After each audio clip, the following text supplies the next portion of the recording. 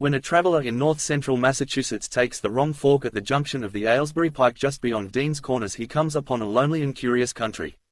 The ground gets higher, and the briar-bordered stone walls press closer and closer against the ruts of the dusty, curving road.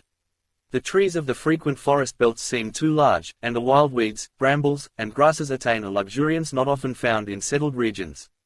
At the same time, the planted fields appear singularly few and barren, while the sparsely scattered houses wear a surprising uniform aspect of age, squalor, and dilapidation. Without knowing why, one hesitates to ask directions from the gnarled, solitary figures spied now and then on crumbling doorsteps or in the sloping, rock-strewn meadows. Those figures are so silent and furtive that one feels somehow confronted by forbidden things, with which it would be better to have nothing to do. When a rise in the road brings the mountains in view above the deep woods, the feeling of strange uneasiness is increased. The summits are too rounded and symmetrical to give a sense of comfort and naturalness, and sometimes the sky silhouettes with especial clearness the queer circles of tall stone pillars with which most of them are crowned. Gorges and ravines of problematical depth intersect the way, and the crude wooden bridges always seem of dubious safety. When the road dips again, there are stretches of marshland that one instinctively dislikes, and indeed almost fears at evening, when unseen whippoorwills chatter and the fireflies come out in abnormal profusion to dance to the raucous, creepily insistent rhythms of stridently piping bullfrogs. The thin, shining line of the Miskatonick's upper reaches has an oddly serpent-like suggestion as it winds close to the feet of the domed hills among which it rises.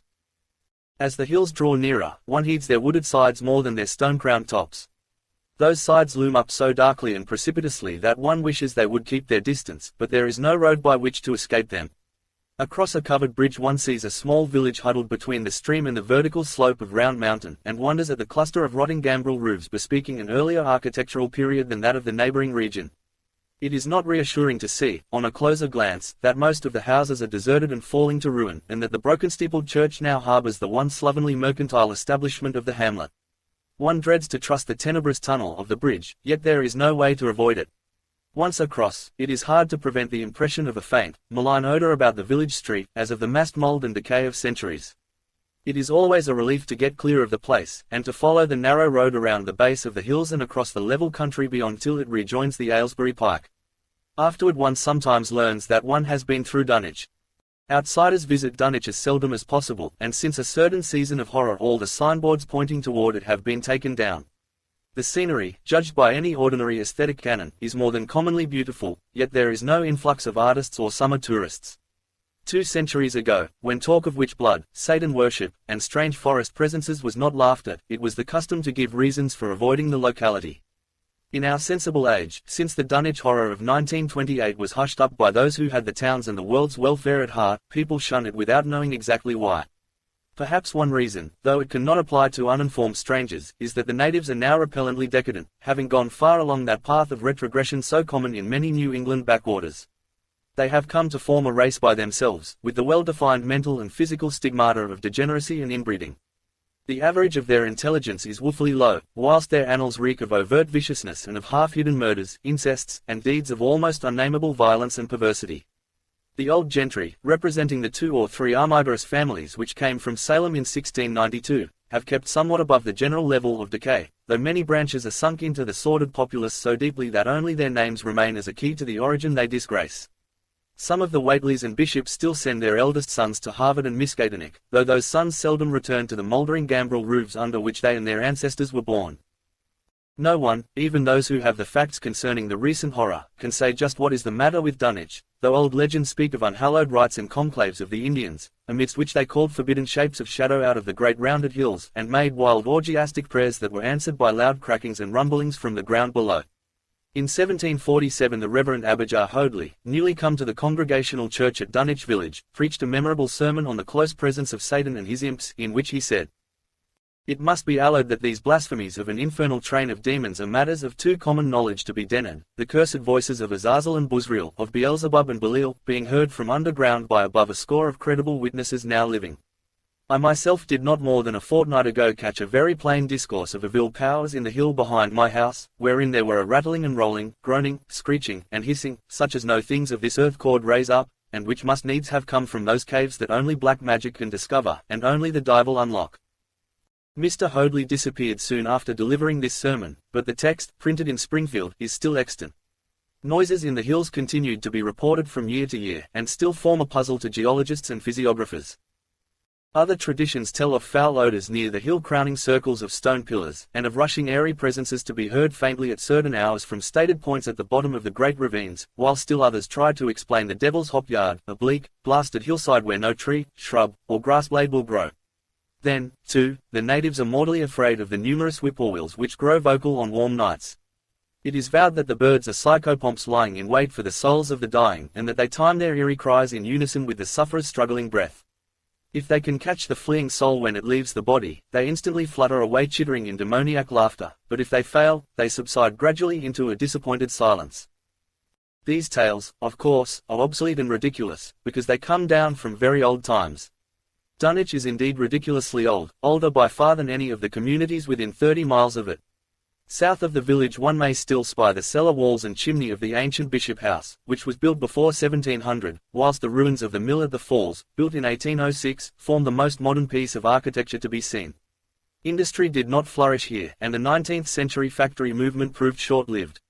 Oldest of all are the great rings of rough-hewn stone columns on the hilltops, but these are more generally attributed to the Indians than to the settlers. Deposits of skulls and bones, found within these circles and around the sizable table-like rock on Sentinel Hill, sustain the popular belief that such spots were once the burial places of the Pocumtucks, even though many ethnologists, disregarding the absurd improbability of such a theory, persist in believing the remains Caucasian. It was in the township of Dunwich, in a large and partly inhabited farmhouse set against a hillside 4 miles from the village and 1.5 miles from any other dwelling, that Wilbur Whately was born at 5 a.m. on Sunday, the 2nd of February, 1913. This date was recalled because it was Candlemas, which people in Dunwich curiously observe under another name, and because the noises in the hills had sounded, and all the dogs of the countryside had barked persistently, throughout the night before. Less worthy of notice was the fact that the mother was one of the decadent Whateleys, a somewhat deformed, unattractive albino woman of 35, living with an aged and half-insane father about whom the most frightful tales of wizardry had been whispered in his youth.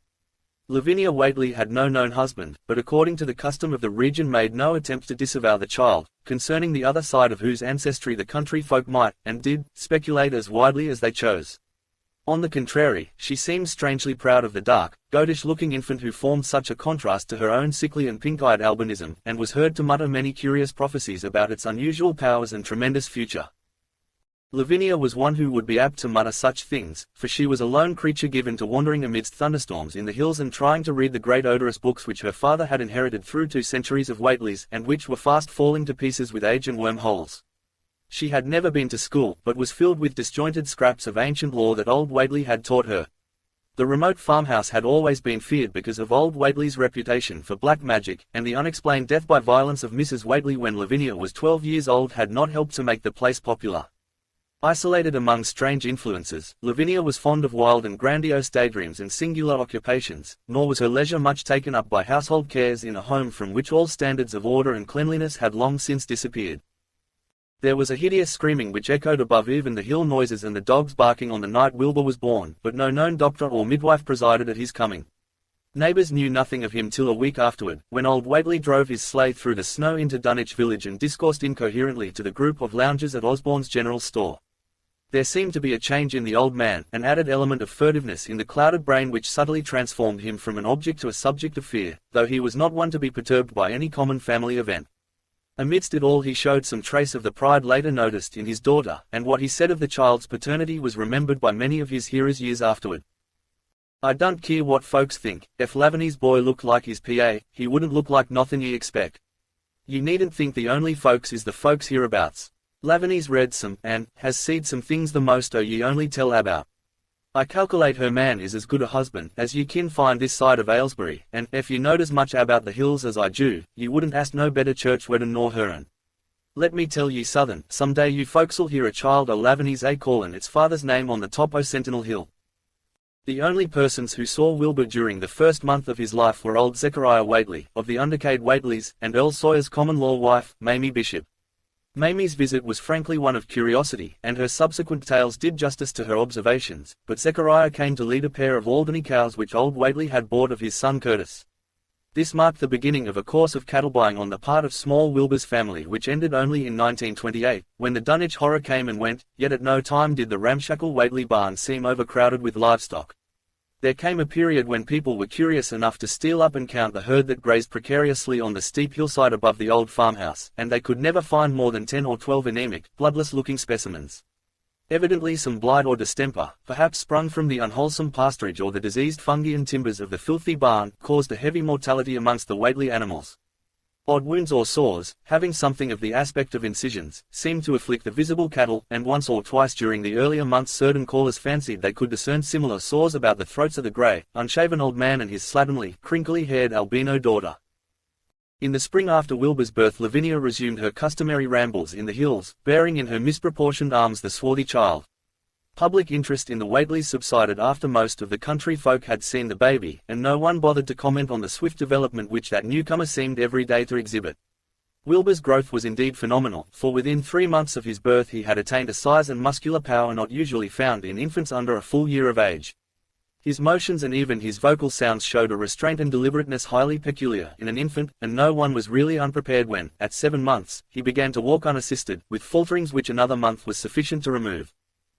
It was somewhat after this time, on Halloween, that a great blaze was seen at midnight on the top of Sentinel Hill where the old table-like stone stands amidst its tumulus of ancient bones. Considerable talk was started when Silas Bishop, of the Undercade Bishops, mentioned having seen the boy running sturdily up that hill ahead of his mother about an hour before the blaze was remarked. Silas was rounding up a stray heifer, but he nearly forgot his mission when he fleetingly spied the 2 figures in the dim light of his lantern. They darted almost noiselessly through the underbrush, and the astonished watcher seemed to think they were entirely unclothed. Afterward he could not be sure about the boy, who may have had some kind of a fringed belt and a pair of dark blue trunks or trousers on. Wilbur was never subsequently seen alive and conscious without complete and tightly buttoned attire, the disarrangement or threatened disarrangement of which always seemed to fill him with anger and alarm. His contrast with his squalid mother and grandfather in this respect was thought very notable until the horror of 1928 suggested the most valid of reasons.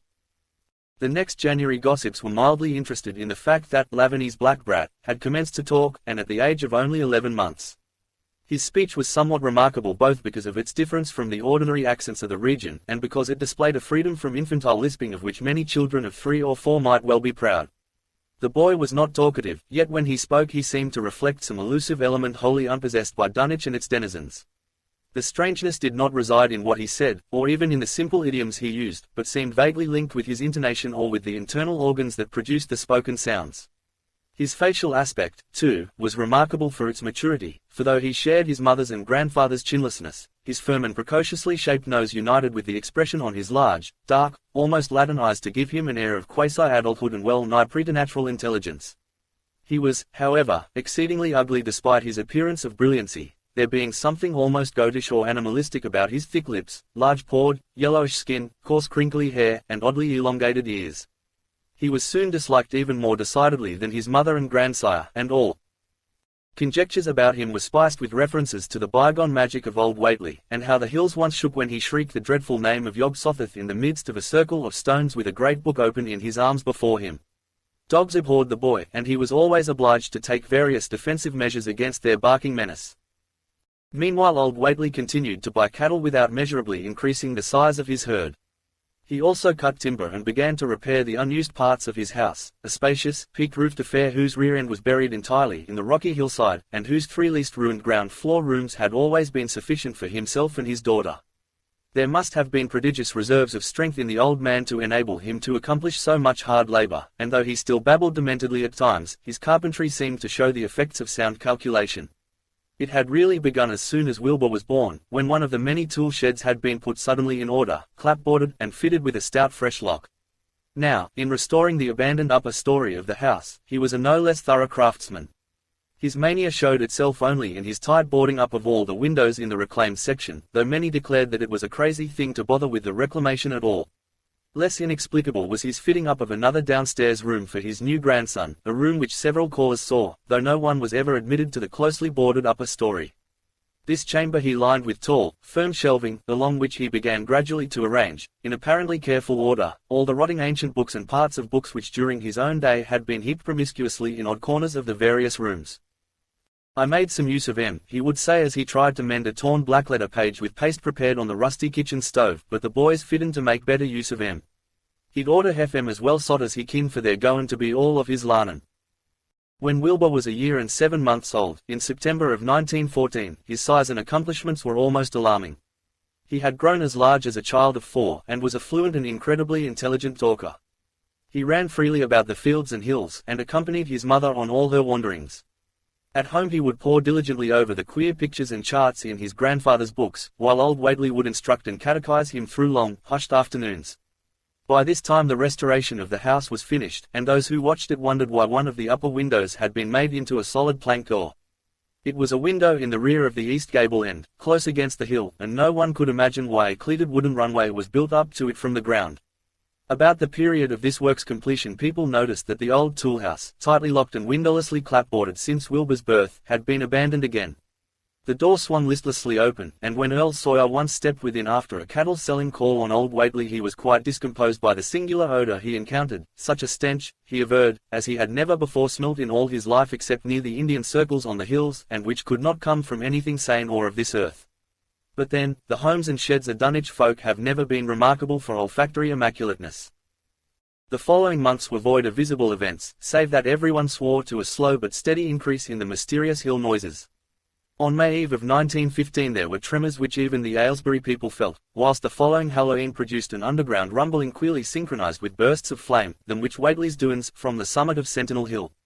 Wilbur was growing up uncannily, so that he looked like a boy of 10 as he entered his 4th year. He read avidly by himself now, but talked much less than formerly. A settled taciturnity was absorbing him, and for the first time people began to speak specifically of the dawning look of evil in his goatish face. He would sometimes mutter an unfamiliar jargon, and chant in bizarre rhythms which chilled the listener with a sense of unexplainable terror. The aversion displayed toward him by dogs had now become a matter of wide remark, and he was obliged to carry a pistol in order to traverse the countryside in safety. His occasional use of the weapon did not enhance his popularity amongst the owners of canine guardians. The few callers at the house would often find Lavinia alone on the ground floor, while odd cries and footsteps resounded in the boarded-up second story. She would never tell what her father and the boy were doing up there, though once she turned pale and displayed an abnormal degree of fear when a jocose fish peddler tried the locked door leading to the stairway. That peddler told the store loungers at Dunwich village that he thought he heard a horse stamping on that floor above. The loungers reflected, thinking of the door and runway, and of the cattle that so swiftly disappeared.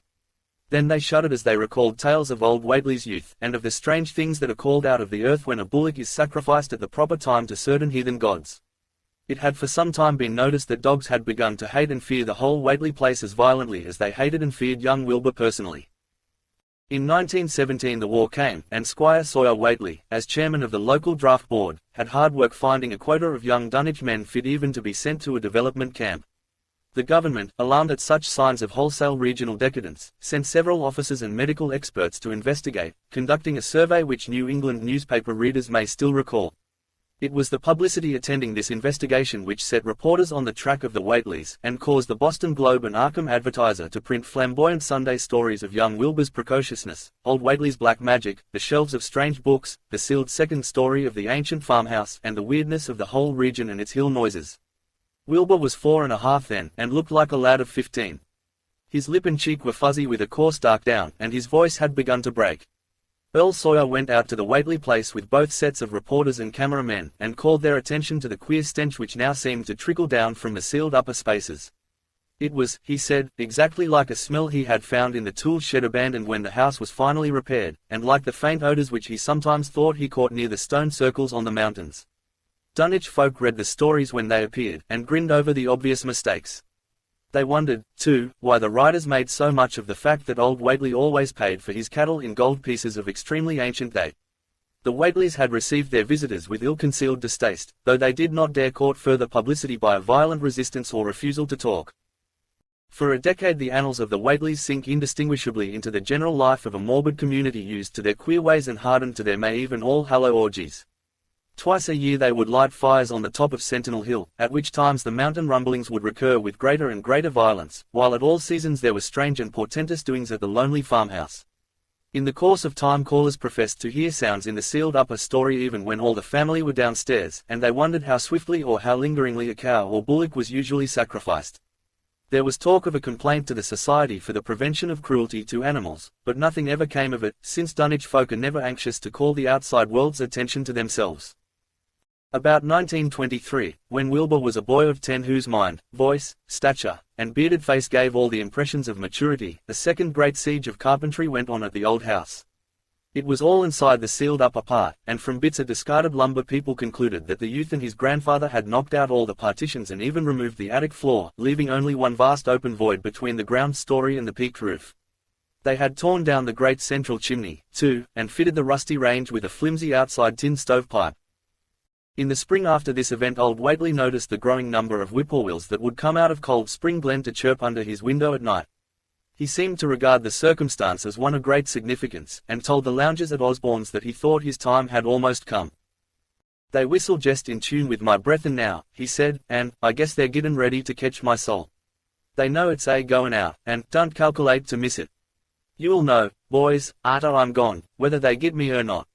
Ef they do, they'll keep up singin' and laugh until break o' day. Ef they don't, they'll kinda quiet down like. I expect 'em and the souls they hunts ver hef some pretty tough tussles sometimes." On Lammas night, 1924, Dr. Hoden of Aylesbury was hastily summoned by Wilbur Whately, who had lashed his one remaining horse through the darkness and telephoned from Osborne's in the village. He found old Whately in a very grave state, with a cardiac action and stertorous breathing that told of an end not far off.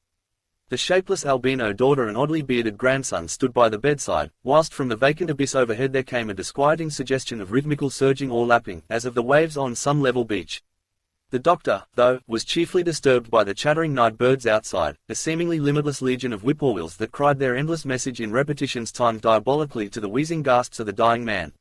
It was uncanny and unnatural, too much, thought Dr. Hoden, like the whole of the region he had entered so reluctantly in response to the urgent call. Toward 1 o'clock old Whately gained consciousness, and interrupted his wheezing to choke out a few words to his grandson. "More space, Willie, more space soon. You grows, and that grows faster.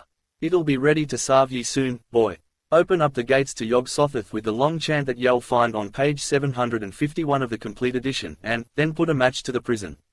Fire from earth can't burn it nohow." He was obviously quite mad. After a pause, during which the flock of whippoorwills outside adjusted their cries to the altered tempo while some indications of the strange hill noises came from afar off, he added another sentence or two. "Feed it reg'lar, Willie, and mind the quantity, but don't let it grow too fast ver the place, ver if it busts quarters or gets out afore ye opens to Yog Sothoth, it's all over and no use. Only them from beyond kin make it multiply and work. Only them, the old uns as wants to come back." But speech gave place to gasps again, and Lavinia screamed at the way the whippoorwills followed the change. It was the same for more than an hour, when the final throaty rattle came. Dr. Hoden drew shrunken lids over the glazing grey eyes as the tumult of birds faded imperceptibly to silence. Lavinia sobbed, but Wilbur only chuckled whilst the hill noises rumbled faintly. "They didn't get him," he muttered in his heavy bass voice. Wilbur was by this time a scholar of really tremendous erudition in his own-sided way, and was quietly known by correspondence to many librarians in distant places where rare and forbidden books of old days are kept. He was more and more hated and dreaded around Dunwich because of certain youthful disappearances which suspicion laid vaguely at his door, but was always able to silence inquiry through fear or through use of that fund of old-time gold which still, as in his grandfather's time, went forth regularly and increasingly for cattle buying.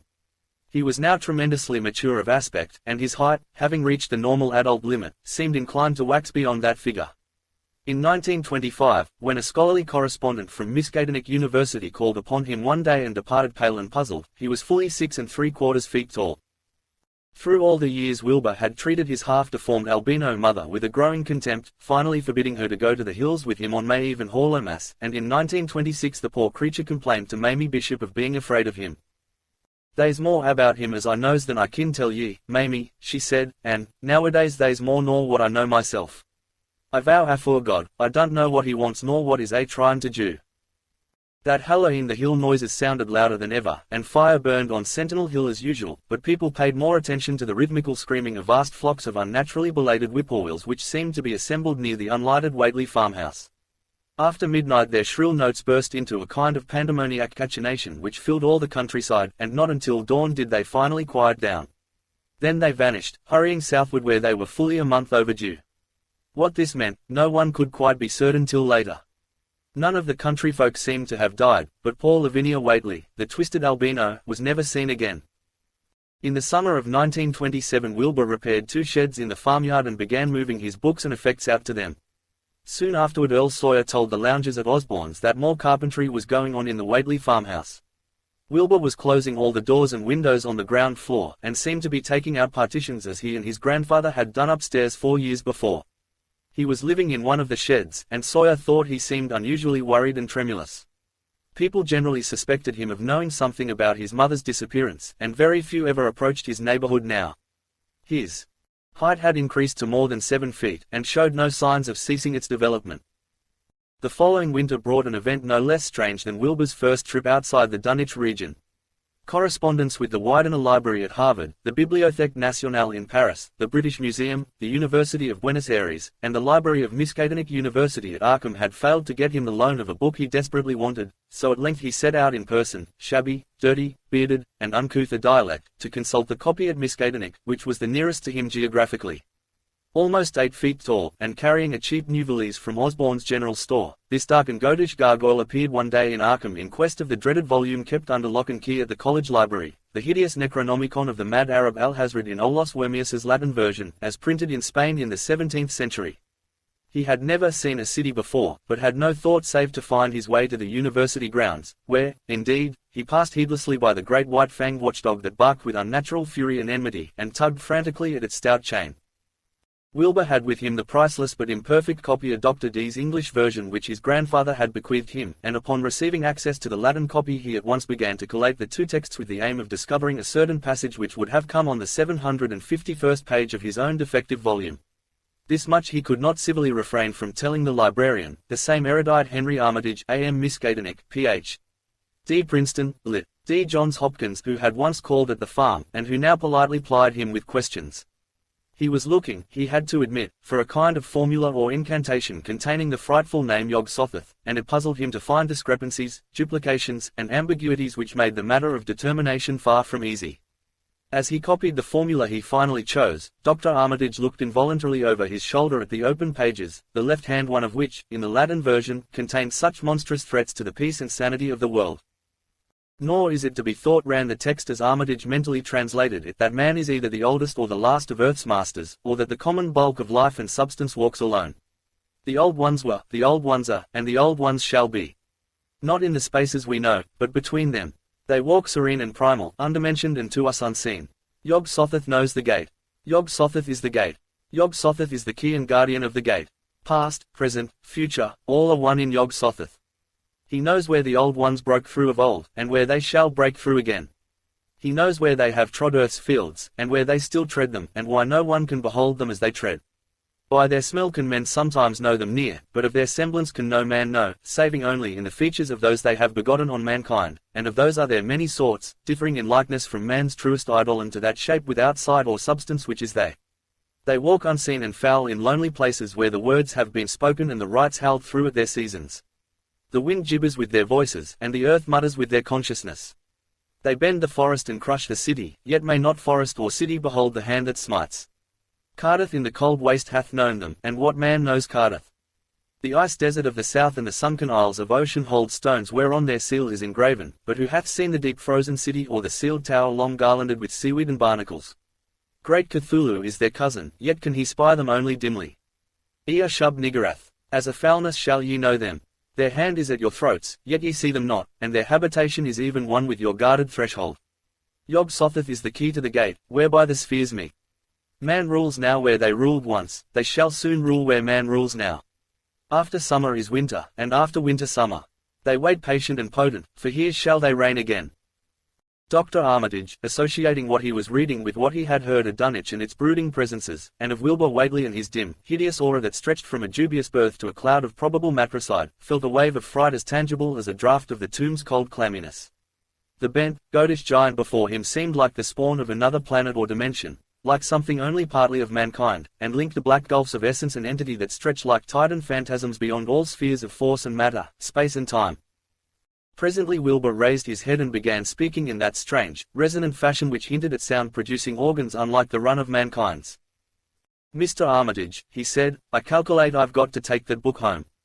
They's things in it I've got to try under certain conditions that I can't get here, and it would be a mortal sin to let a red tape rule hold me up. Let me take it along, sir, and I'll swear they won't nobody know the difference. I don't need to tell you I'll take good care of it. It warn't me that put this copy in the shape it is." He stopped as he saw firm denial on the librarian's face, and his own goatish features grew crafty. Armitage, half ready to tell him he might make a copy of what parts he needed, thought suddenly of the possible consequences and checked himself. There was too much responsibility in giving such a being the key to such blasphemous outer spheres.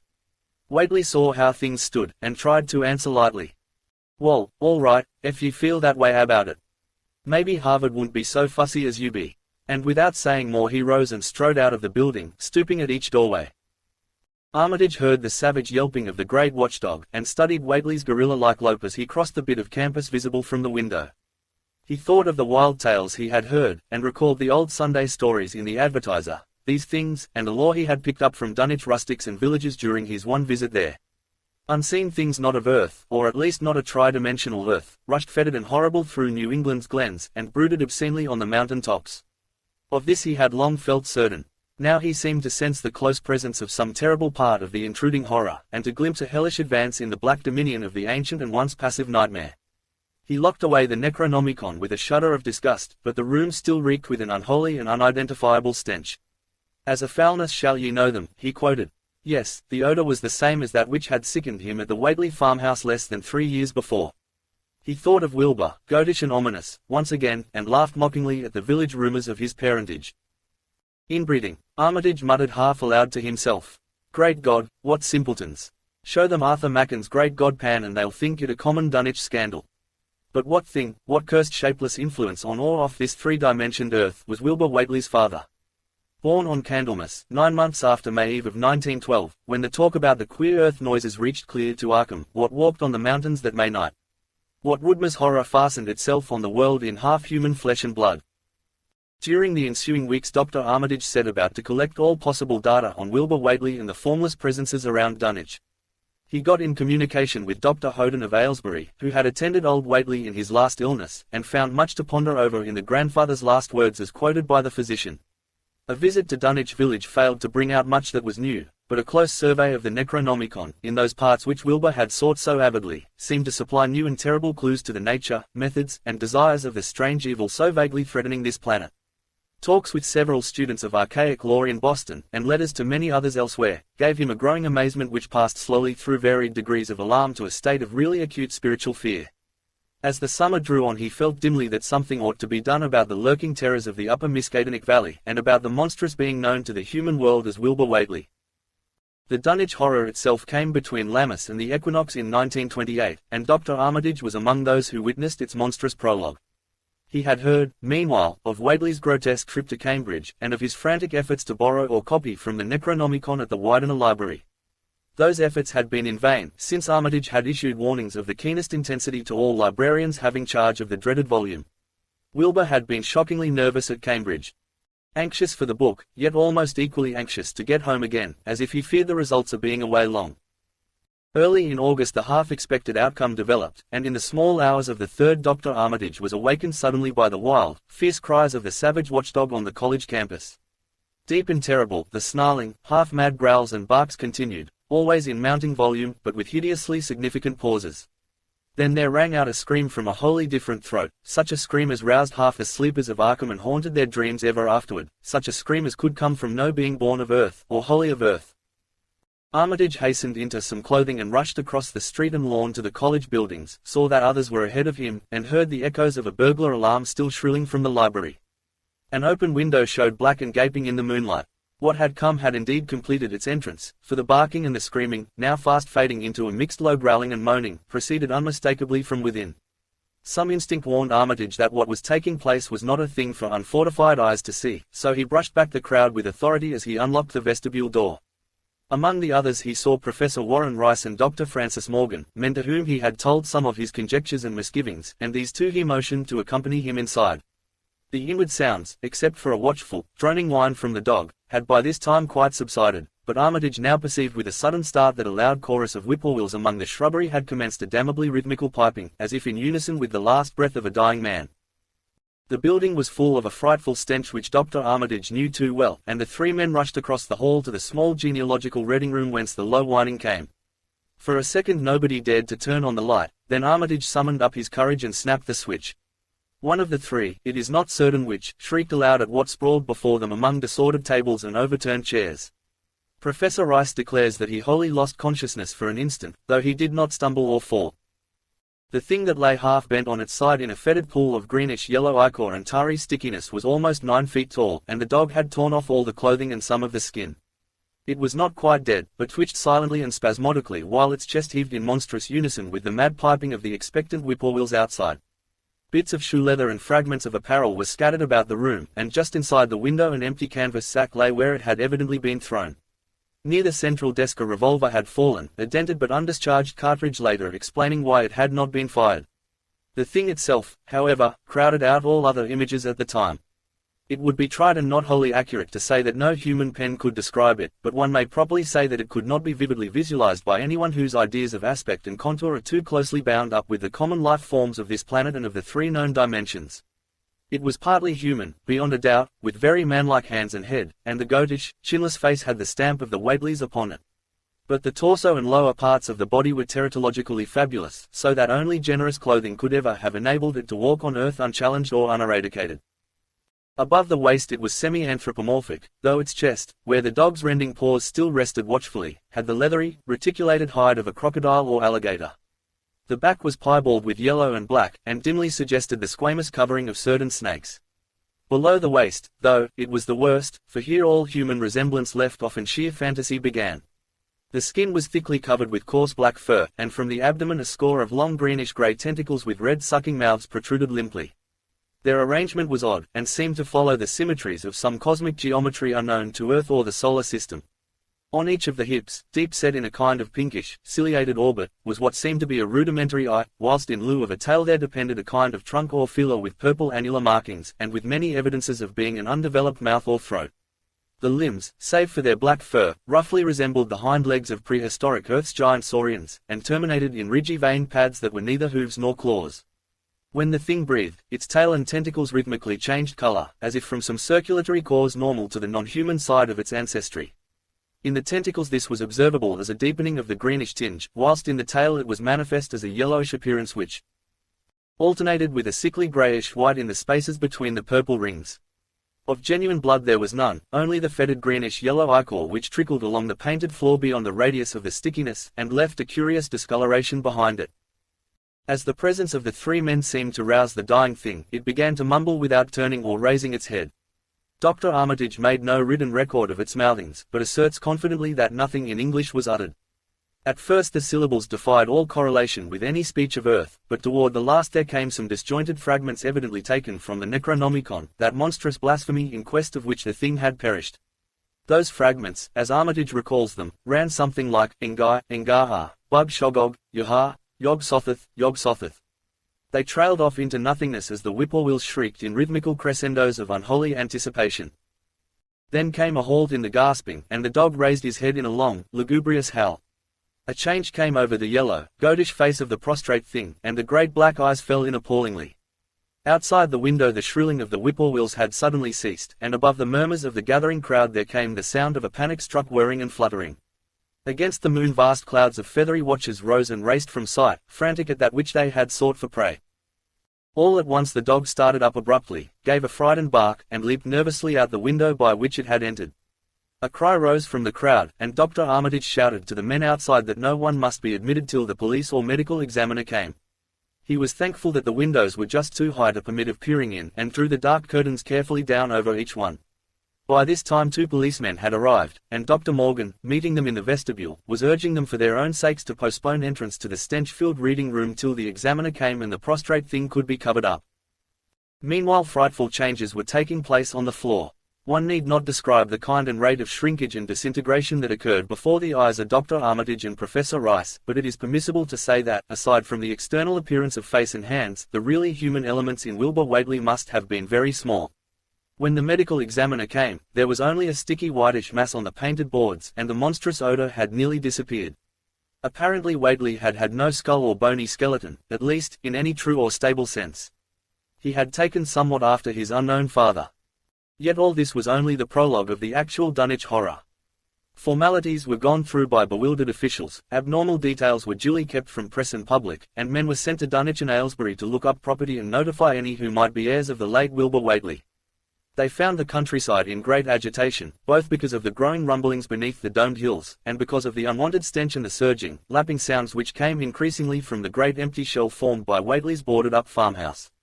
Earl Sawyer, who tended the horse and cattle during Wilbur's absence, had developed a woefully acute case of nerves.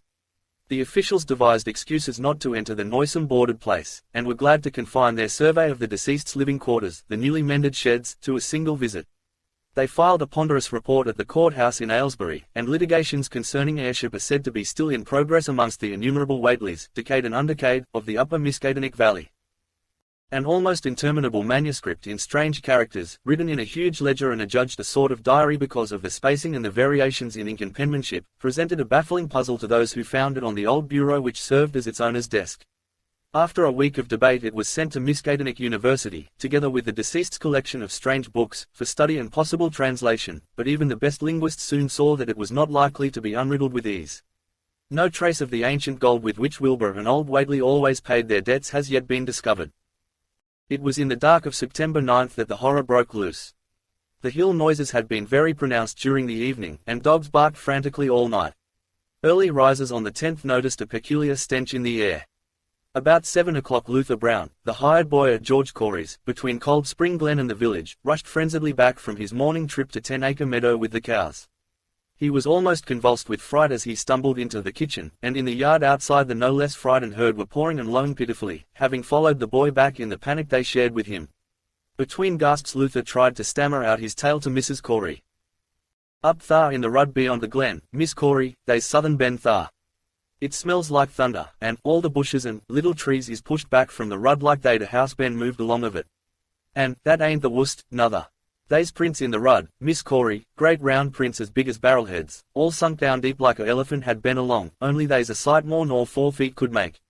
I looked at one or two afore I run, and I see every one was covered with lines spreadin' out from one place, like as if big palm leaf fans, 2 or 3 times as big as any they is, head of been pounded down into the rud.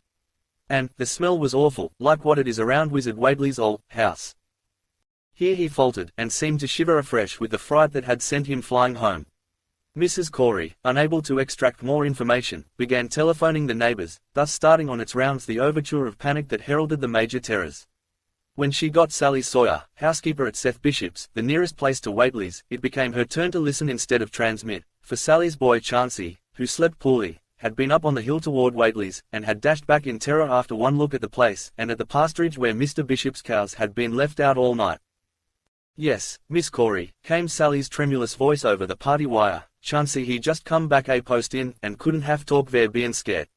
He says old Whately's house is all blowed up, with the timbers scattered round like they'd been dynamite inside, only the bottom floor ain't through, but is all covered with a kind o' tar-like stuff that smells awful and drips down offen the edges onto the ground, while the side timbers is blowed away. And they's awful kind o' marks in the yard, too, great round marks bigger round than a hogshead, and all sticky with stuff like is on the blowed up house. Chauncey he says they leads off into the meadows, where a great swath wider and a barn is matted down, and all the stun walls tumbled every which way wherever it goes. And, he says he, Miss Corey, as how he sought to look ver Seth's cows, frighted he was, and found em in the upper pasture nigh the Devil's Hop yard in an awful shape. Half on em's clean gone, and nigh half o' them that's left is sucked most dry o' blood, with sores on em like they's been on Whately's cattle ever senk Lavaney's black brat was born. Seth he's gone out now to look at em, though I'll vow he wouldn't keer ter get very nigh Wizard Whately's. Chauncey didn't look keerful ter see why the big matterdown swath led arter it left the pasturage, but he says he thinks it pinted towards the glen rud to the village. I tell ye, Miss Corey, they's southern abroad as hadn't ought to be abroad, and I ver one think that black Wilbur Whately, as come to the bad end he desarved, is at the bottom of the breedin' of it. He warn't all human hisself, I always says to everybody, and I think he and all Whately must a raised southern in that their nailed up houses ain't even so human as he was. They's allus been unseen things around Dunwich, livin' things, as ain't human and ain't good ver human folks. The ground was in talkin' last night, and towards mornin' Chauncey he heard the whippoorwills so loud in Cold Spring Glen he couldn't sleep none. Then he thought he heard another faint-like sound over towards Wizard Whately's, a kind o' rippin' or tearin' o' wood, like some big box or crate was bein' opened fur off. What with this and that, he didn't get to sleep at all till sunup, and no sooner was he up this mornin', but he's got to go over to Whately's and see what's the matter. He see enough, I tell ye, Miss Corey. This don't mean no good, and I think as all the men folks ought to get up a party and do southern. I know southern awfuls about, and feel my time is nigh, though only God knows just what it is. Did your Luther take account o' why them big tracks led to you? No. Well, Miss Corey, if they was on the Glen Rud this side o' the Glen, and ain't got to your house yet, I calculate they must go into the Glen itself. They would do that. I allus says Cole, Spring Glen ain't no healthy nor decent place. The whippoorwills and fireflies there never did act like they was creatures o' God, and they's them as says you kin hear strange things rushin' and talkin' in the air down thar if ye stand in the right place, atween the rock falls and Bear's Den. By that noon fully 3/4 of the men and boys of Dunwich were trooping over the roads and meadows between the new-made Whately ruins and Cold Spring Glen, examining in horror the vast, monstrous prints, the maimed bishop cattle, the strange, noisome wreck of the farmhouse, and the bruised, matted vegetation of the fields and roadsides. Whatever had burst loose upon the world had assuredly gone down into the great sinister ravine, for all the trees on the banks were bent and broken, and a great avenue had been gouged in the precipice hanging underbrush. It was as though a house, launched by an avalanche, had slid down through the tangled growths of the almost vertical slope. From below no sound came, but only a distant, undefinable fetor, and it is not to be wondered at that the men preferred to stay on the edge and argue, rather than descend and beard the unknown cyclopean horror in its lair. 3 dogs that were with the party had barked furiously at first, but seemed cowed and reluctant when near the glen. Someone telephoned the news to the Aylesbury Transcript, but the editor, accustomed to wild tales from Dunwich, did no more than concoct a humorous paragraph about it, an item soon afterward reproduced by the Associated Press. That night everyone went home, and every house and barn was barricaded as stoutly as possible. Needless to say, no cattle were allowed to remain in open pasturage. About 2 in the morning a frightful stench and the savage barking of the dogs awakened the household at Elmer Fry's, on the eastern edge of Cold Spring Glen, and all agreed that they could hear a sort of muffled swishing or lapping sound from somewhere outside. Mrs. Fry proposed telephoning the neighbors, and Elmer was about to agree when the noise of splintering wood burst in upon their deliberations. It came, apparently, from the barn, and was quickly followed by a hideous screaming and stamping amongst the cattle. The dogs slavered and crouched close to the feet of the fear-numbed family. Fry lit a lantern through force of habit, but knew it would be death to go out into that black farmyard.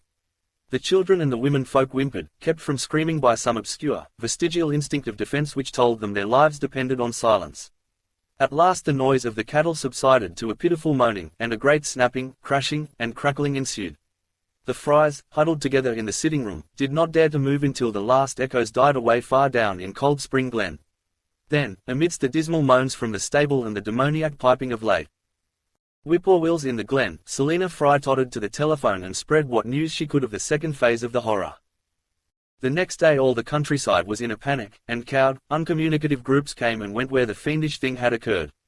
2 titan swaths of destruction stretched from the glen to the Fry farmyard, monstrous prints covered the bare patches of ground, and one side of the old red barn had completely caved in.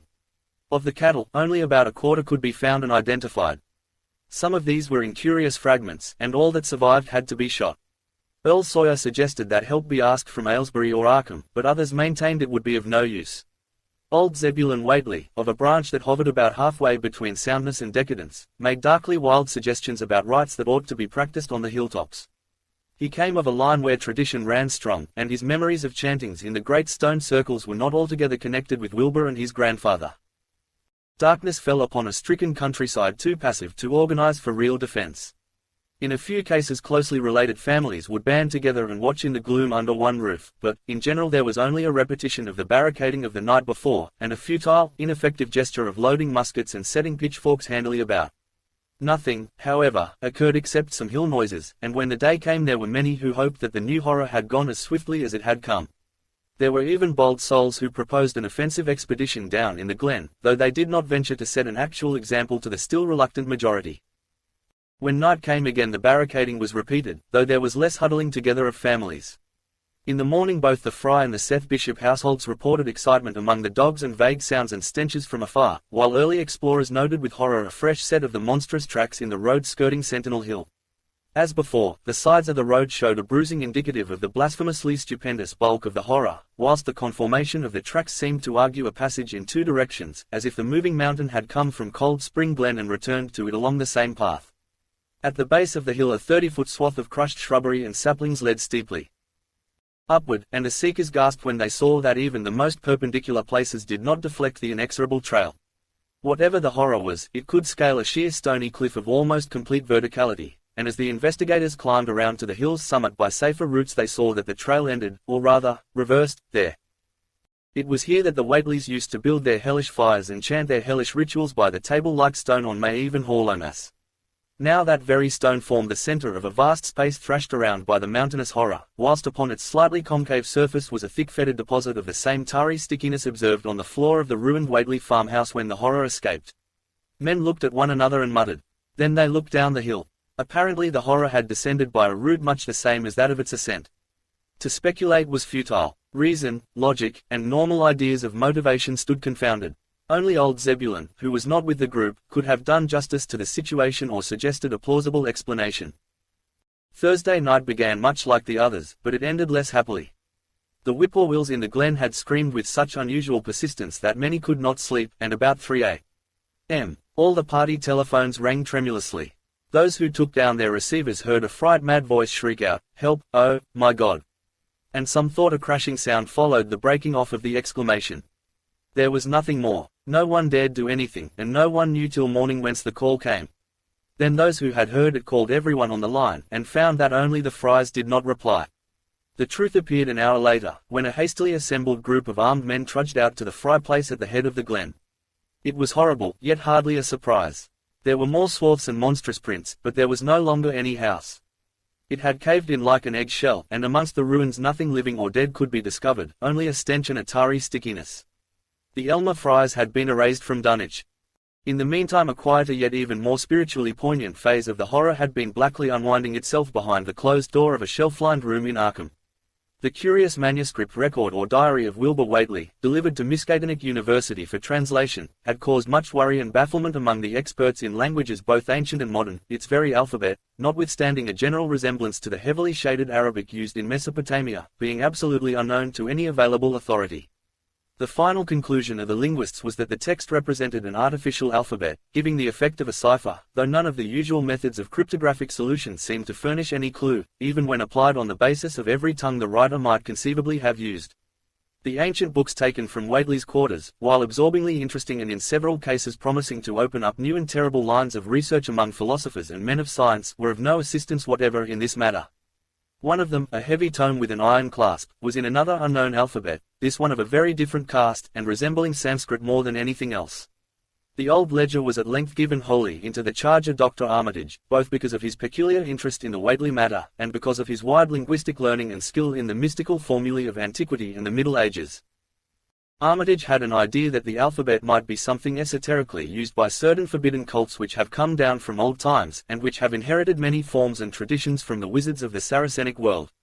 That question, however, he did not deem vital, since it would be unnecessary to know the origin of the symbols if, as he suspected, they were used as a cipher in a modern language. It was his belief that, considering the great amount of text involved, the writer would scarcely have wished the trouble of using another speech than his own, save perhaps in certain special formulae and incantations.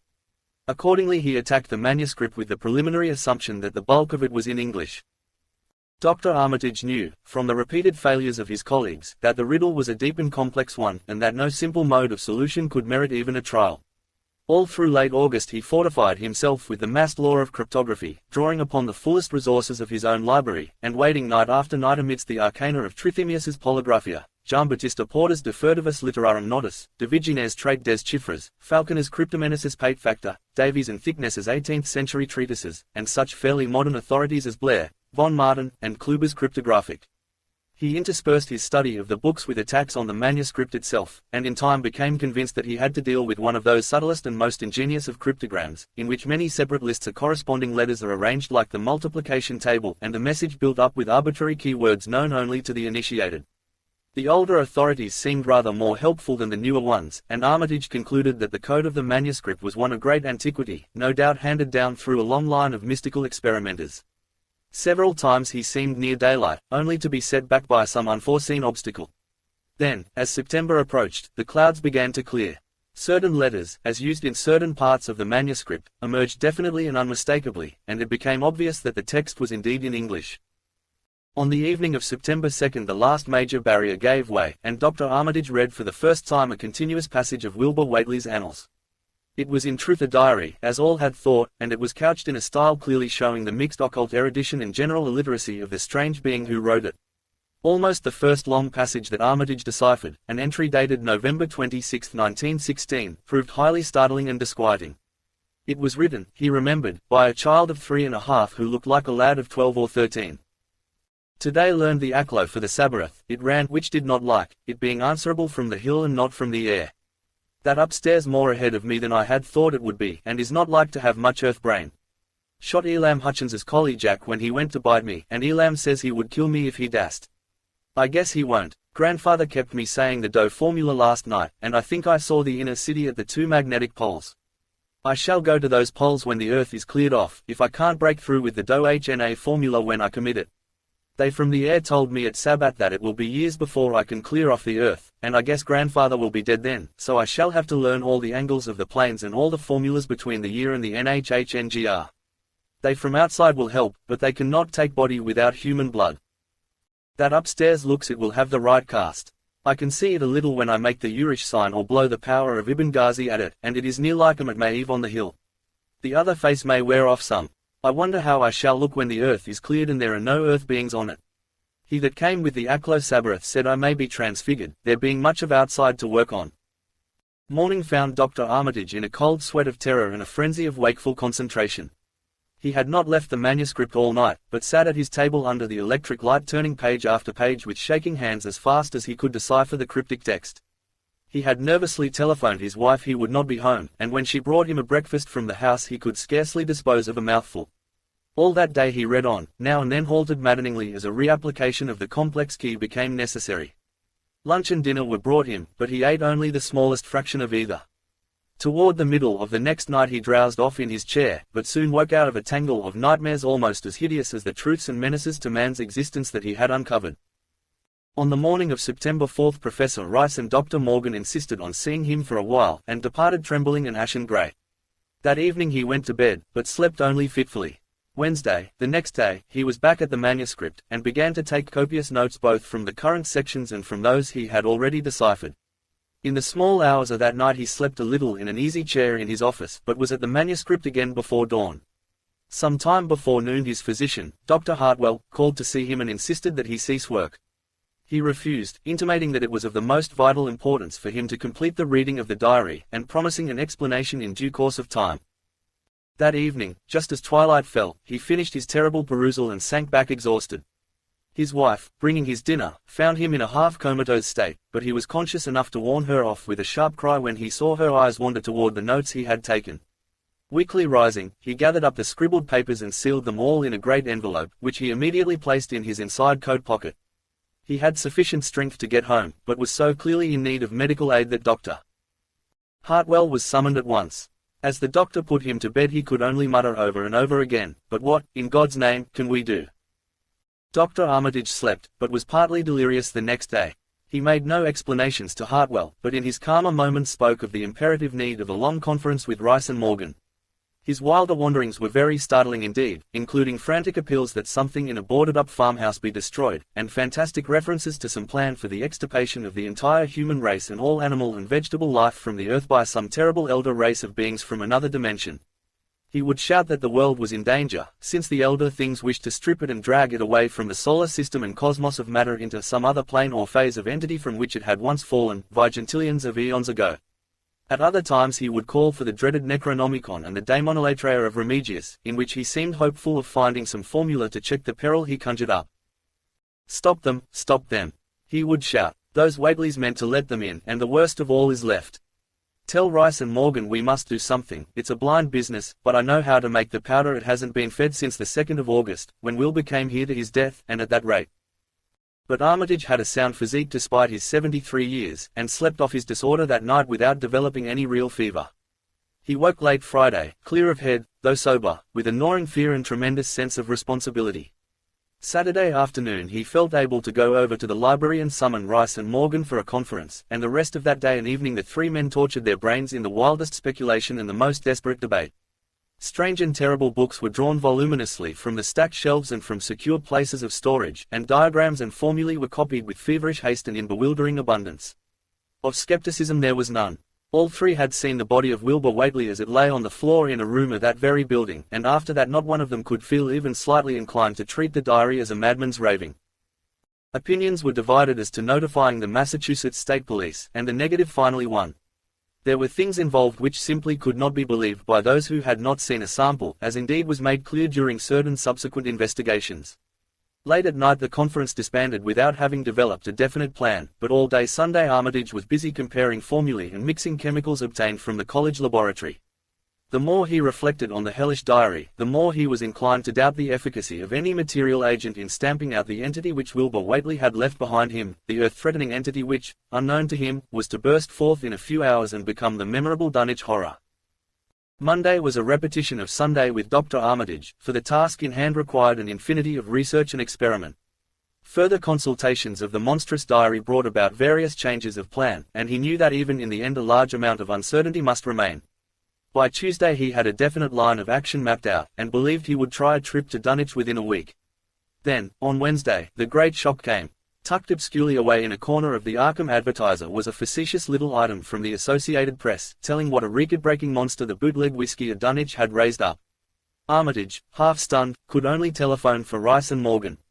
Far into the night they discussed, and the next day was a whirlwind of preparation on the part of them all.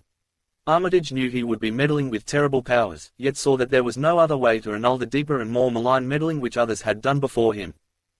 Friday morning Armitage, Rice and Morgan set out by motor for Dunwich, arriving at the village about 1 in the afternoon.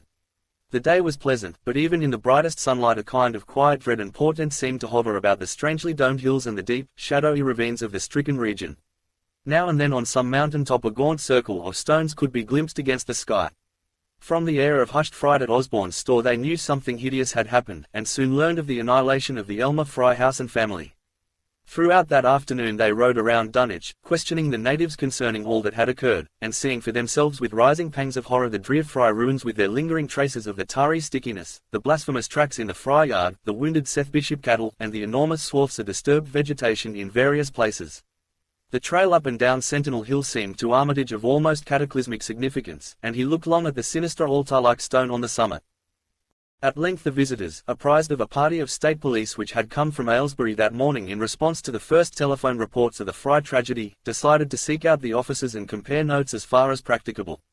This, however, they found more easily planned than performed, since no sign of the party could be found in any direction. There had been 5 of them in a car, but now the car stood empty near the ruins in the Fry yard. The natives, all of whom had talked with the policemen, seemed at first as perplexed as Armitage and his companions. Then old Sam Hutchins thought of something and turned pale, nudging Fred far and pointing to the dank, deep hollow that yawned close by. "God," he gasped, "I tell them not to go down into the glen, and I never thought nobody'd do it with them tracks and that smellin', the whippoorwills a screechin' down thar in the dark o' noonday." A cold shudder ran through natives and visitors alike, and every ear seemed strained in a kind of instinctive, unconscious listening. Armitage, now that he had actually come upon the horror and its monstrous work, trembled with the responsibility he felt to be his. Night would soon fall, and it was then that the mountainous blasphemy lumbered upon its eldritch course. Negotium perambulans in tenebris. The old librarian rehearsed the formulae he had memorized, and clutched the paper containing the alternative ones he had not memorized. He saw that his electric flashlight was in working order. Rice, beside him, took from a valise a metal sprayer of the sort used in combating insects, whilst Morgan uncased the big game rifle on which he relied despite his colleagues' warnings that no material weapon would be of help. Armitage, having read the hideous diary, knew painfully well what kind of a manifestation to expect, but he did not add to the fright of the Dunwich people by giving any hints or clues. He hoped that it might be conquered without any revelation to the world of the monstrous thing it had escaped. As the shadows gathered, the natives commenced to disperse homeward, anxious to bar themselves indoors despite the present evidence that all human locks and bolts were useless before a force that could bend trees and crush houses when it chose. They shook their heads at the visitors' plan to stand guard at the Fry ruins near the glen, and as they left, had little expectancy of ever seeing the watchers again. There were rumblings under the hills that night, and the whippoorwills piped threateningly. Once in a while a wind, sweeping up out of Cold Spring Glen, would bring a touch of ineffable fetor to the heavy night air, such a fetor as all 3 of the watchers had smelled once before, when they stood above a dying thing that had passed for 15 years and a half as a human being. But the look for terror did not appear. Whatever was down there in the glen was biding its time, and Armitage told his colleagues it would be suicidal to try to attack it in the dark. Morning came warmly, and the night sounds ceased. It was a grey, bleak day, with now and then a drizzle of rain, and heavier clouds seemed to be piling themselves up beyond the hills to the northwest. The men from Arkham were undecided what to do. Seeking shelter from the increasing rainfall beneath one of the few undestroyed Fryout buildings, they debated the wisdom of waiting, or of taking the aggressive and going down into the glen in quest of their nameless, monstrous quarry. The downpour waxed in heaviness, and distant peals of thunder sounded from far horizons. Sheet lightning shimmered, and then a forky bolt flashed near at hand, as if descending into the accursed glen itself. The sky grew very dark, and the watchers hoped that the storm would prove a short, sharp one followed by clear weather. It was still gruesomely dark when, not much over an hour later, a confused babel of voices sounded down the road. Another moment brought to view a frightened group of more than a dozen men, running, shouting, and even whimpering hysterically. Someone in the lead began sobbing out words, and the Arkham men started violently when those words developed a coherent form. "Oh, my God, my God." The voice choked out, "It's a goin' again, and this time by day. It's out, and a movin' this very minute, and only the Lord knows when it'll be on us all." The speaker panted into silence, but another took up his message. "Nigh on a hour ago Zeb Whately here heard the phone ringin', and it was Miss Corey, George's wife that lives down by the junction. She says the hired boy Luther was out drivin' in the cows from the storm arter the big bolt, when he see all the trees bendin' at the mouth o' the glen, opposite side to this, and smelt the same awful smell like he smelled when he found the big tracks last Monday mornin'. And he says they was a swishin', lappin' sound, more nor what the bendin' trees and bushes could make, and all on a sudden the trees along the rud begun to get pushed one side, and they was a awful stompin' and splashin' in the mud. But mind ye, Luther he didn't see nothin' at all, only just the bendin' trees and underbrush. Then fur ahead where Bishop's Brook goes under the rud he heard a awful creakin' and strainin' on the bridge, and says he could tell the sound o' wood startin' to crack and split. And all the whiles he never see a thing, only them trees and bushes bendin'. And, when the swishin' sound got very fur off, on the rud towards Wizard Whately's and Sentinel Hill, Luther he had the guts to step up while he'd heard it fust and look at the ground. It was all mud and water, and the sky was dark, and the rain was wipin' out all tracks about as fast as could be, but beginnin' at the glen mouth, while the trees bed moved, they was still some o' them awful prints big as bales like he seen Monday." At this point the first excited speaker interrupted. "But that ain't the trouble now, that was only the start. Zeb here was callin' folks up and everybody was listenin' in when a call from Seth Bishop's cut in. His housekeeper Sally was carryin' on fit to kill, she'd just seed the trees bendin' beside the rud, and says they was a kind o' mushy sound, like a elephant puffin' and treadin' headin' ver the house. Then she up and spoke sudden of a fearful smell, and says her boy Chancey was screamin' as how it was just like what he smelled up to the Whately ruins Monday mornin'. And the dogs was all barkin' and whinnin' awful. And then she let out a terrible yell, and says the shed down the rud had just caved in like the storm had blowed it over, only the wind warn't strong enough to do that. Everybody was listenin', and you could hear lots o' folks on the wire gaspin'. All to ONCT Sally she yelled again, and says the front yard picket fence bed just crumpled up, though they warn't no sign o' what done it. Then everybody on the line could hear Chancey and Seth Bishop yellin', chew, and Sally was shriekin' out that Southern Heavy had struck the house. Not lightnin' nor nothin', but Southern Heavy in the front, that kept launchin' itself again and again, though you couldn't see nothin' out the front winders. And then, lines of fright deepened on every face, and Armitage, shaken as he was, had barely poise enough to prompt the speaker. And then, Sally she yelled out, "Oh help, the house is cavin' in and on the wire we could hear a terrible crashin' and a whole flock o' screamin'. Just like when Elmer Fry's place was took, only wuss." The man paused, and another of the crowd spoke. "That's all, not a sound nor squeak over the phone arter that. Just still like. We that heard it got out Fords and wagons and rounded up as many able-bodied men folks as we could get, at Corey's place, and come up here to see what you thought best to do. Not but what I think it's the Lord's judgment ver our iniquities, that no mortal kin ever set aside." Armitage saw that the time for positive action had come, and spoke decisively to the faltering group of frightened rustics. "We must follow it, boys." He made his voice as reassuring as possible. "I believe there's a chance of putting it out of business. You men know that those Whateleys were wizards. Well, this thing is a thing of wizardry, and must be put down by the same means. I've seen Wilbur Whately's diary and read some of the strange old books he used to read, and I think I know the right kind of a spell to recite to make the thing fade away. Of course, one can't be sure, but we can always take a chance. It's invisible, I knew it would be, but there's a powder in this long-distance sprayer that might make it show up for a second. Later on we'll try it. It's a frightful thing to have alive, but it isn't as bad as what Wilbur would have let in if he'd lived longer. You'll never know what the world has escaped. Now we've only this one thing to fight, and it can't multiply. It can, though, do a lot of harm, so we mustn't hesitate to rid the community of it. We must follow it, and the way to begin is to go to the place that has just been wrecked. Let somebody lead the way. I don't know your roads very well, but I've an idea there might be a shorter cut across lots. How about it? The men shuffled about a moment, and then Earl Sawyer spoke softly, pointing with a grimy finger through the steadily lessening rain. I guess you can get to Seth Bishop's quickest by cutting across the lower meadow here, waddin' the brook at the low place, and climbing through Carrier's Moan and the timber lot beyond. That comes out on the upper rud mighty nigh Seth's, a leetle t'other side. Armitage, with Rice and Morgan, started to walk in the direction indicated, and most of the natives followed slowly. The sky was growing lighter, and there were signs that the storm had worn itself away. When Armitage inadvertently took a wrong direction, Joe Osborne warned him and walked ahead to show the right one. Courage and confidence were mounting, though the twilight of the almost perpendicular wooded hill which lay toward the end of their short cut, and among whose fantastic ancient trees they had to scramble as if up a ladder, put these qualities to a severe test. At length they emerged on a muddy road to find the sun coming out. They were a little beyond the Seth Bishop place, but bent trees and hideously unmistakable tracks showed what had passed by. Only a few moments were consumed in surveying the ruins just around the bend. It was the Fry incident all over again, and nothing dead or living was found in either of the collapsed shells which had been the Bishop house and barn. No one cared to remain there amidst the stench and the tarry stickiness, but all turned instinctively to the line of horrible prints leading on toward the wrecked Whately farmhouse and the altar-crowned slopes of Sentinel Hill. As the men passed the site of Wilbur Whately's abode they shuddered visibly, and seemed again to mix hesitancy with their zeal. It was no joke tracking down something as big as a house that one could not see, but that had all the vicious malevolence of a demon.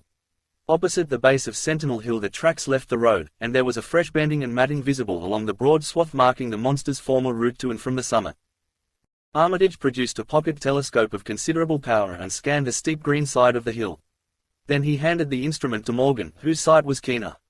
After a moment of gazing Morgan cried out sharply, passing the glass to Earl Sawyer and indicating a certain spot on the slope with his finger.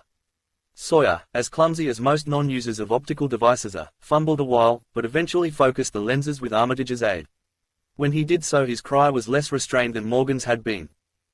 God almighty, the grass and bushes is movin'. It's goin' up, slow like, creepin' up to the top this minute, heaven only knows what there. Then the germ of panic seemed to spread among the seekers. It was one thing to chase the nameless entity, but quite another to find it. Spells might be all right, but suppose they weren't. Voices began questioning Armitage about what he knew of the thing, and no reply seemed quite to satisfy. Everyone seemed to feel himself in close proximity to phases of nature and of being utterly forbidden, and wholly outside the sane experience of mankind. In the end the three men from Arkham, old, white-bearded Dr. Armitage, stocky, iron-grey Professor Rice, and lean, youngish Dr. Morgan, ascended the mountain alone. After much patient instruction regarding its focusing and use, they left the telescope with the frightened group that remained in the road, and as they climbed they were watched closely by those among whom the glass was passed around. It was hard going, and Armitage had to be helped more than once. High above the toiling group the great swath trembled as its hellish maker repassed with snail-like deliberateness. Then it was obvious that the pursuers were gaining. Curtis Whately, of the Undercade branch, was holding the telescope when the Arkham party detoured radically from the swath. He told the crowd that the men were evidently trying to get to a subordinate peak which overlooked the swath at a point considerably ahead of where the shrubbery was now bending. This, indeed, proved to be true, and the party was seen to gain the minor elevation only a short time after the invisible blasphemy had passed it. Then Wesley Corey, who had taken the glass, cried out that Armitage was adjusting the sprayer which Rice held, and that something must be about to happen. The crowd stirred uneasily, recalling that this sprayer was expected to give the unseen horror a moment of visibility.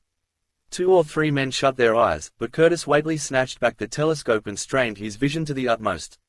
He saw that Rice, from the party's point of vantage above and behind the entity, had an excellent chance of spreading the potent powder with marvelous effect.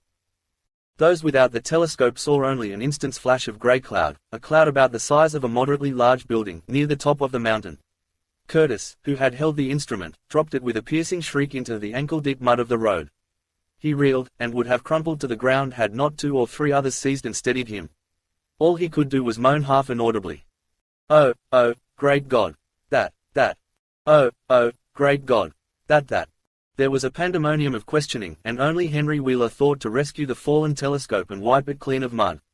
Curtis was past all coherence, and even isolated replies were almost too much for him. "Bigger N.A. barn. All made o' squirmin' ropes. Hull thing sort o' shaped like a hen's egg bigger'n anything, with dozens o' legs like hogsheads that half shut up when they step. Nothin' solid about it, all like jelly, and made o' separate wrigglin' ropes pushed close together. Great bulgin' eyes all over it. 10 or 20 mouths or trunks stickin' out all along the sides, big as stovepipes, and all tossin' and openin' and shuttin'. All grey, with kinda blue or purple rings. And, God in heaven, that half face on top." This final memory, whatever it was, proved too much for poor Curtis, and he collapsed completely before he could say more. Fred Farr and Will Hutchins carried him to the roadside and laid him on the damp grass. Henry Wheeler, trembling, turned the rescued telescope on the mountain to see what he might. Through the lenses were discernible 3 tiny figures, apparently running toward the summit as fast as the steep incline allowed. Only these, nothing more. Then everyone noticed a strangely unseasonable noise in the deep valley behind, and even in the underbrush of Sentinel Hill itself. It was the piping of unnumbered whippoorwills, and in their shrill chorus there seemed to lurk a note of tense and evil expectancy. Earl Sawyer now took the telescope and reported the 3 figures as standing on the topmost ridge, virtually level with the altar stone but at a considerable distance from it. One figure, he said, seemed to be raising its hands above its head at rhythmic intervals, and as Sawyer mentioned a circumstance the crowd seemed to hear a faint, half-musical sound from the distance, as if a loud chant were accompanying the gestures. The weird silhouette on that remote peak must have been a spectacle of infinite grotesqueness and impressiveness, but no observer was in a mood for aesthetic appreciation. "I guess he's sayin' the spell," whispered Wheeler as he snatched back the telescope. The whippoorwills were piping wildly, and in a singularly curious irregular rhythm quite unlike that of the visible ritual. Suddenly the sunshine seemed to lessen without the intervention of any discernible cloud. It was a very peculiar phenomenon, and was plainly marked by all. A rumbling sound seemed brewing beneath the hills, mixed strangely with a concordant rumbling which clearly came from the sky. Lightning flashed aloft, and the wondering crowd looked in vain for the portents of storm. The chanting of the men from Arkham now became unmistakable, and Wheeler saw through the glass that they were all raising their arms in the rhythmic incantation. From some farmhouse far away came the frantic barking of dogs. The change in the quality of the daylight increased, and the crowd gazed about the horizon in wonder. A purplish darkness, born of nothing more than a spectral deepening of the sky's blue, pressed down upon the rumbling hills. Then the lightning flashed again, somewhat brighter than before, and the crowd fancied that it had showed a certain mistiness around the altar stone on the distant height. No one, however, had been using the telescope at that instant. The whippoorwills continued their irregular pulsation, and the men at Dunwich braced themselves tensely against some imponderable menace with which the atmosphere seemed surcharged. Without warning came those deep, cracked, raucous vocal sounds which will never leave the memory of the stricken group who heard them.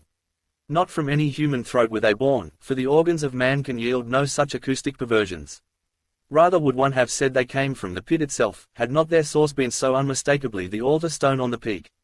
It is almost erroneous to call them sounds at all, since so much of their ghastly, infrabass timbre spoke to dim seats of consciousness and terror far subtler than the ear, yet one must do so, since their form was indisputably though vaguely that of half-articulate words. They were loud, loud as the rumblings and the thunder above which they echoed, yet did they come from no visible being. And because imagination might suggest a conjectural source in the world of non-visible beings, the huddled crowd at the mountain's base huddled still closer, and winced as if in expectation of a blow.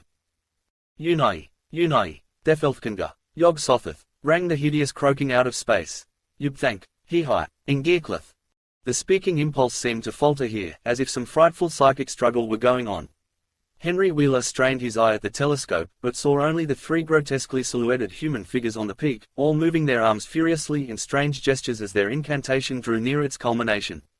From what black wells of a Chirontic fear or feeling, from what unplumbed gulfs of extra-cosmic consciousness or obscure, long-laden heredity, were those half-articulate thunder-croakings drawn. Presently they began to gather renewed force and coherence as they grew in stark, utter, ultimate frenzy. Ay-ya-ya-ya-ya-ha. Ay-ya-ya-ya-ya. Nah, heya, help, ff, father, yog. Sothoth. But that was all. The pallid group in the road, still reeling at the indisputably English syllables that had poured thickly and thunderously down from the frantic vacancy beside that shocking altar stone, were never to hear such syllables again. Instead, they jumped violently at the terrific report which seemed to rend the hills, the deafening, cataclysmic peal whose source, be it inner earth or sky, no hero was ever able to place. A single lightning bolt shot from the purple zenith to the altar stone, and a great tidal wave of viewless force and indescribable stench swept down from the hill to all the countryside. Trees, grass, and underbrush were whipped into a fury, and the frightened crowd at the mountain's base, weakened by the lethal fetter that seemed about to asphyxiate them, were almost hurled off their feet. Dogs howled from the distance, green grass and foliage wilted to a curious, sickly yellow-grey, and over field and forest were scattered the bodies of dead whippoorwills. The stench left quickly, but the vegetation never came right again. To this day there is something queer and unholy about the growths on and around that fearsome hill. Curtis Whately was only just regaining consciousness when the Arkham men came slowly down the mountain in the beams of a sunlight once more brilliant and untainted.